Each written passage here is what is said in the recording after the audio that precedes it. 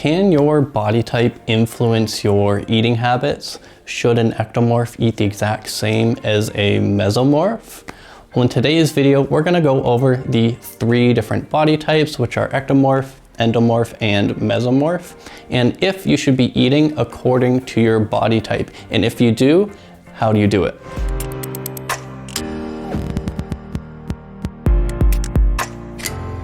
Hey, what's going on everyone? It's Aaron from AMFIT Coaching, and today we're going over the 3 different body types and if it can actually influence your eating habits.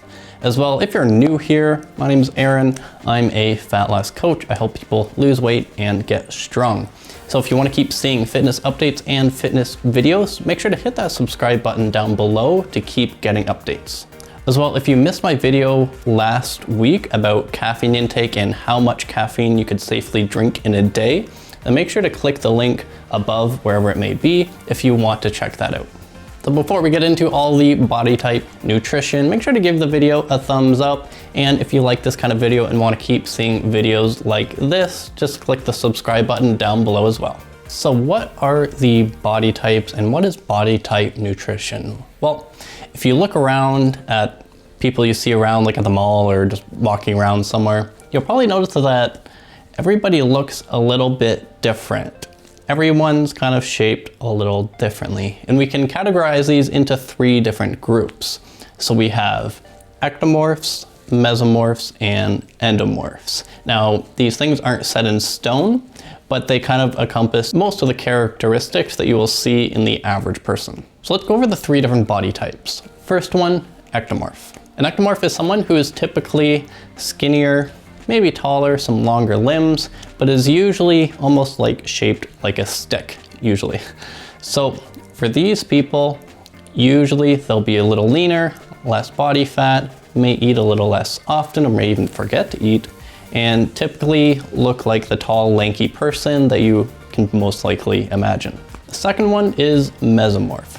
So these people are typically like, they build muscle easier. They have more of like a V shape to them, broader shoulders. I know we all have that one friend who just doesn't lift weights, doesn't go to the gym, but is naturally just muscular. Those are usually those people. Those are usually mesomorphs. And our last one, endomorphs. These people are typically a little larger than the other ones.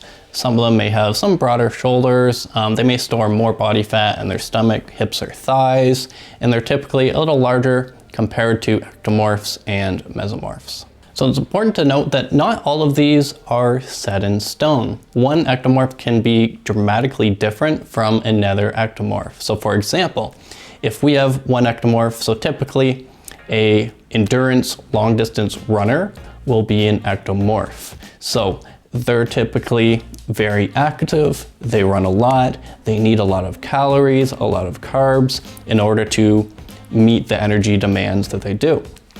Now, if you're also, let's say like a tall, lanky person, you have a bad memory, maybe you forget to eat often and you get full easily, physically, those 2 people are going to look basically exactly the same, but nutritionally, they both have very different requirements. So because of these differences just within one category, all of these aren't like the solid nutritional foundation that you should follow. But these can be a good starting point if you are new to losing weight or figuring out your macros. So if you like, I do have a YouTube video on macros giving you the full breakdown of how to calculate your macros and what they are. If you want to see that, I'll have it linked somewhere up there. So if you're struggling to kind of figure out a good starting point of like where to even begin, using the body types is an excellent way to kind of get your foot in the door and allow you to try something that may work for you. If it doesn't, well, at least you've tried something that doesn't work and you can progress from that. And you may find that it works fairly well. It may mesh with your lifestyle, and then you can kind of branch off and expand your other options from there. As well, if you are new to losing weight, I did do a video on how to calculate your calories. There's 2 different ways, it's very detailed. So I'm also gonna link that up there if you want to check it out. So if you do wanna use your body type as a starting point, let's go over how you would structure your macros for each different body type. So let's start with ectomorphs first. So remember, an ectomorph is usually naturally on the thinner side and probably has some skinnier arms and legs. They may also be a runner or endurance athlete as well. So typically, endurance athletes need higher carbohydrates or just higher energy demands in total. So if you feel like you meet this criteria, you may be an ectomorph, then this is how you can structure your macros. So a good starting point would be roughly 25% of your calories coming from protein, roughly 55% of your calories coming from carbohydrates, and about 20% of your calories coming from fats.